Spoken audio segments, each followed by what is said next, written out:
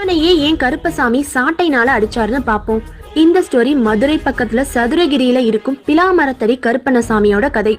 கருப்பண்ணசாமி காவல் தெய்வமா இருந்திருக்காரு. அவரோட காவலை சோதிச்சு பார்க்க நினைச்ச சிவபெருமான் மாறு வேஷத்துல கருப்பசாமி காவல்ல இருந்த பசுமாட்டுல இருந்து பால் கறந்து தினமும் சிவன் குடிச்சு வந்திருக்காரு.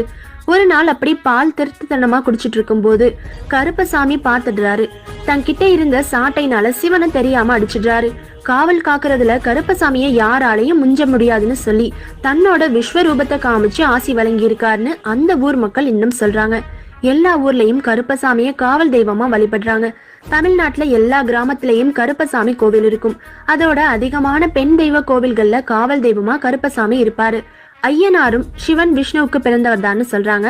ஐயனார் கோயில்லையும் கருப்பசாமி காவல் தெய்வமா இருப்பாரு.